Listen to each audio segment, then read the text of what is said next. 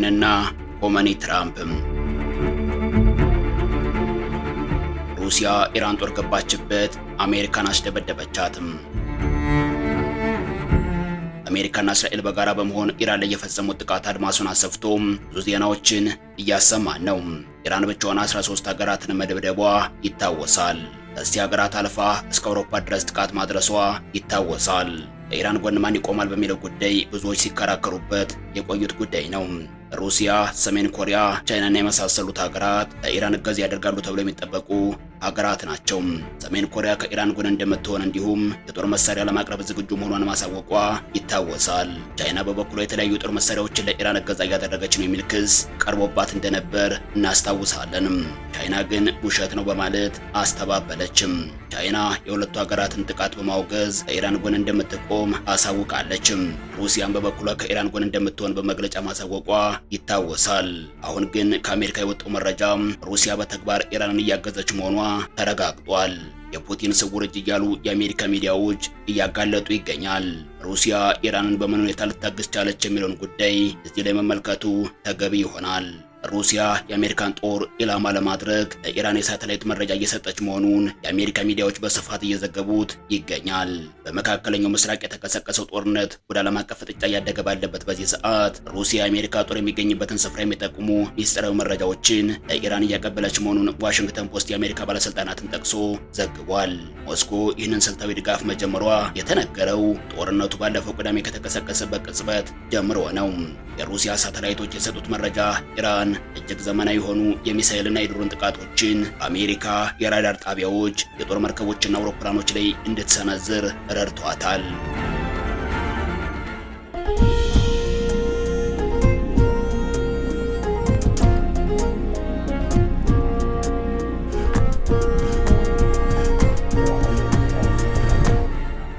ኩዌት በሚገኙ የአሜሪካ ወታደራዊ ካምፖች ላይ ተፈጽሞ የ6 ወታደሮችን ሕይወት ለቀጠፈው ጥቃት የሩሲያ መረጃ ከፍተኛ እገዛ ማድረጉ ተነግሯል። ኢራን በራሷ ሳተላይቶች ልትያቸው የማትችላቸውን ጊዜያዊ ወታደራዊ ግንባታዎች ሩሲያ በሳተላይቷ ለይታ አሳውቃታለች። አሜሪካ ለዩክሬን የሰጠችውን የሳተላይት መረጃ በመቃወም የሚታወቁት ቭላድሚር ፑቲን አሁን አጋጣሚውን አሜሪካን ለመበቀል እየተጠቀሙበት እንደሆነም የአሜሪካ ባለስልጣናት ያምናሉ። ሩሲያ በጠፈር ላይ 110 የሚጠጉ ወታደራዊ ሳተላይቶች ያሏት ሲሆን ኢራን ግን ያሏት ኦፕሬሽናል ሳተላይቶች 13 ብቻ ናቸው። የሩሲያ ሳተላይቶች የአሜሪካን ወታደራዊ ግንኙነት ወይም ኮሚኒኬሽንስ በመጥለፍና የጦር አሰላለፍን በመለየት ረገድ የዳበረ ልምድ አላቸው። ባለሙያዎች ግን የኢራን ትልቁ ስጋት ራዳር የማሰናከልና የሳተላይት መረጃን የማባዛት ወይም ዳሚንግ ኤንድ ስፖፊንግ አቅሟ እንጂ የሳተላይት ብዛቷ እንዳልነበር ይናገራሉ። ምንም እንኳን ቻይና ከጦርነቱ በፊት የኢራንን የሚሳኤል ክምችት ለመገንባት ቴክኖሎጂ ብታቀርብም በዚህኛው ጦርነት ግን እስካሁን ድረስ ምንም አይነት የቀጥታ ወታደራዊ ድጋፍ እያደረገች አለመሆኑን የአሜሪካ ባለስልጣናት ገልጸዋል። አሜሪካ አሁንም ጥቃቷን በአዲስ መልክ ቀጥላለችም። በስፋት ማህበራዊ ሚዲያ ላይ እየተሰራጨ ያለው ቪዲዮ እንደሚያመለክተው አሜሪካ በቢ2 ቦምብ የኢራንን የዋሻ ውስጥ የሚሳኤልና የጦር መሳሪያ ክምችቶችን እየደበደበች እንደሆነ ለማወቅ ተችሏል። አሜሪካ የኢራን ነዳጅ ወርሳለሁ ስትልም ዝታለችም።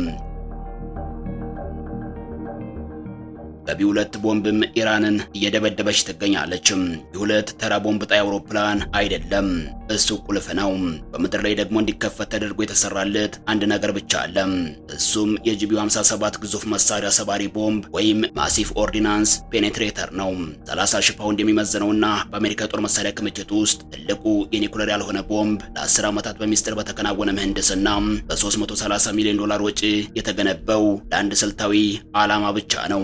እሱም ኢራን ለ15 ዓመታት በተራራዎች ስር የቀበረችውን ነገር ለመደርመስ ነው። ሻለቃ አንስሌም ሐሳቡን ይገልጻል። ቢ2 ስፕሪት ይህንን ቦምብ መሸከም የሚችል በምድር ላይ ያለ ብቸኛው አውሮፕላን ነው። 4 አውሮፕላኖች ከዲየጎ ጋርሺያ ተነስተው በረዋል። 12 የኢራን የምድር ውስጥ ሚሳኤል ማዘዣዎችም ተመርተዋል።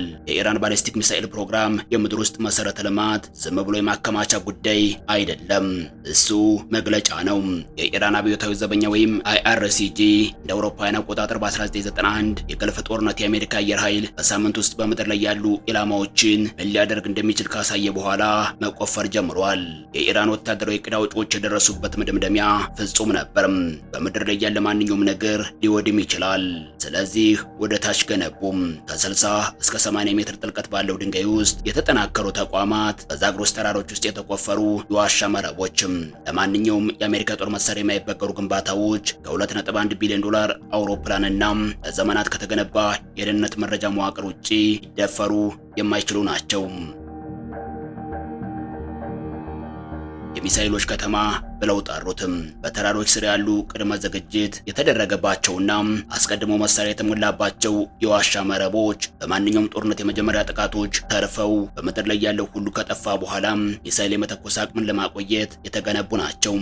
ባለፉት ዓመታት ውስጥ በአጠቃላይ የኢራን የመከላከያ ስትራቴጂ ያረፈው የምድር ውስጡ ተርፏል በሚለው ስሌት ላይ ነበር።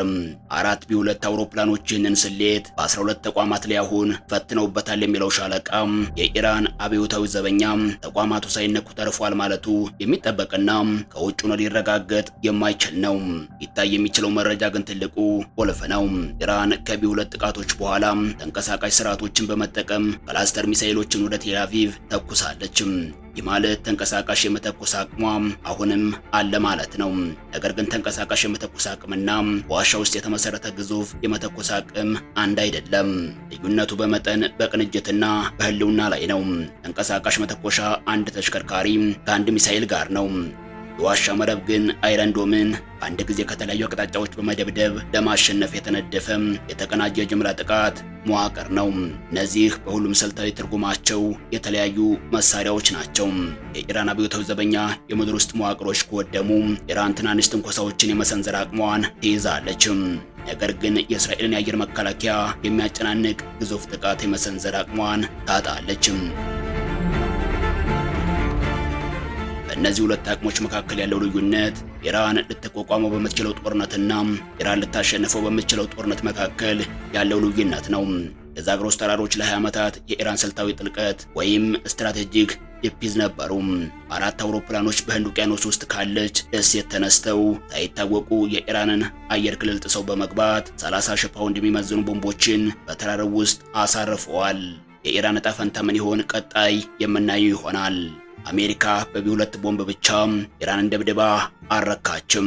ገና እግረኛ ወታደር ልካለው ስትል ዝታለችም። አሜሪካ የምድር ጦር ለማሰማራት እየተዘጋጀች ነው።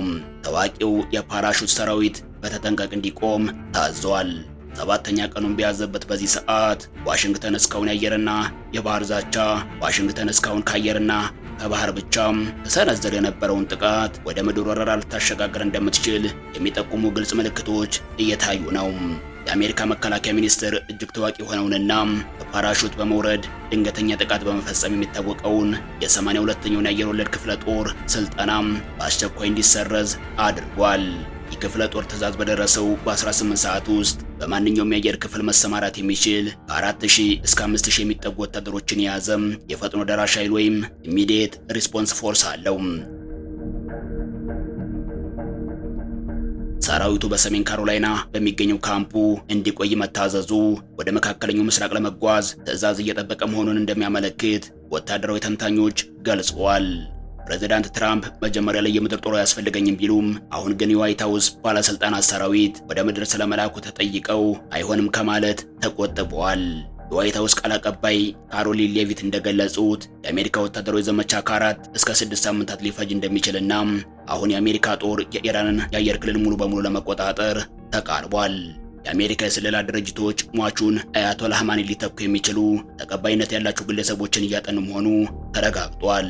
ትራምፕ ኢራን የግድ ዲሞክራሲያዊ ሀገር መሆን የለባትም፣ ዋናው መስፈርት ለአሜሪካና ለእስራኤል ታማኝ የሆነና በቀጠናው ካሉ አጋሮቻችን ጋር በሰላም የሚኖር ፍትሃዊ መሪ ማግኘት ነው ብለዋል። በመካከለኛው ምስራቅ የተቀሰቀሰውና አሜሪካ በኢራን ላይ የከፈተችው ጦርነት በዋሽንግተን ኢኮኖሚ ላይ እጅግ ከፍተኛ ጫና እያሳደረ ይገኛል። የፈረንሳዩ ፍራንስ 24 እንደዘገበው ጦርነቱ ከተጀመረ በመጀመሪያዎቹ 100 ሰዓታት ወይም 4 ቀናት ከጥቂት ሰዓታት ውስጥ ብቻ አሜሪካ ለወታደራዊ ዘመቻው 3.7 ቢሊዮን ዶላር ወጪ አድርጋለች።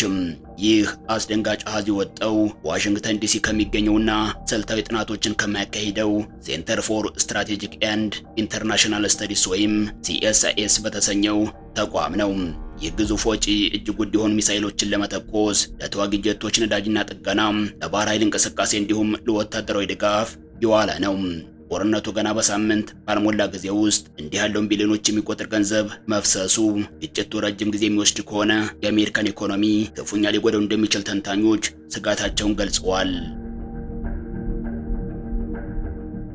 ፕሬዚዳንት ዶናልድ ትራምፕ ኢራንን በድጋሚ ታላቅ እናደርጋታለን ወይም MIGA በሚል ቃል ቢገቡም የአሜሪካ ተቃዋሚዎች ግን ይህ ማለቂያ የሌለው ጦርነት የሀገሪቱን ዕዳ ከፍ እንደሚያደርገውና የዓለምን የነዳጅ ገበያ በማናጋት የዋጋ ንረት ሊያስከትል እንደሚችል እያስጠነቀቁ ነው። በሌላ በኩል የኢራን ፕሬዚዳንት መሱድ ፔዜሽኪያን ጎረቤት ሀገራትን ይቅርታ ጠይቀዋል። ጥቃቱ የተፈጸመው አለመግባባት በመፈጠሩ እንደሆነም አብራርተዋል። ኢራን ካሁን በኋላ በጎረቤት ሀገራት ላይ የምታደርሰው ጥቃት እንደሌለም ተናግረዋል። በሌላ በኩል የአሜሪካው ፕሬዝዳንት ትራምፕ ኢራን እጇን ካልሰጠች ጦርነቱ እንደማይቆም ገልጸዋል። ፔዜሽኪያን በበኩላቸው ፕሬዝዳንት ዶናልድ ትራምፕ የኢራን ባለስልጣናት እጅ እንዲሰጡ ያቀረቡትን ጥሪ ህልም ነው ሲሉ አጣጥለውታል። በተያያዘ ፕሬዝዳንቱ አሜሪካና እስራኤል በኢራን ላይ የሚፈጽሙትን ጥቃት እንዳላቆሙ ገልጸዋል። ኢራን 500 ቢሊዮን ዶላር የሚገመተውን የአሜሪካ ራዳር ሲስተም ከጥቅም ውጪ አደረገች ተባለም። ተሃድ የተባለው የራዳር ሲስተም በጆርዳን ይገኝ እንደነበር ተገልጿል። ኢራን ይህንን የራዳር ሲስተም ለማጥቃት የሰው አልባ አውሮፕላኖችን ተጠቅማለች ተብሏል። ትራምፕም በኢራን ክፉኛ ተበሳጭተዋል። አሜሪካና እስራኤል በኢራን ላይ የፈጸሙት ባለው ጥቃት ምክንያት የቴህራን ወታደራዊ አቅም እንደተዳከመ ገልጸዋል። ኢራን በበኩሏ ጦርነቱ ገና አልተጀመረም እያለች ነው። ፕሬዝዳንት ዶናልድ ትራምፕ የአየርና የባህር ኃይላቸው ወድሟል፣ አመራሮቻቸው ሞተዋል፣ እንነጋገር ብለው ጠይቀውኝ ነበር፣ ግን ዘግይተዋል አልኳቸው ብለዋል። ኢራን በእስራኤል እንዲሁም የአሜሪካ ወታደራዊ ሰፈር በሚገኝባቸው የመካከለኛው ምስራቅ ሀገራት ላይ ያጸፋ ጥቃት መፈጸም ቀጥላለች። የመካከለኛው ምስራቅ ጦርነት መቼ ይቋጭ ይሆን? እንዴት ይቋጫል? ወደፊት የምናይ ይሆናል። ሰላም ለምድራችን ይሁን። ቸርን ሰንብትም።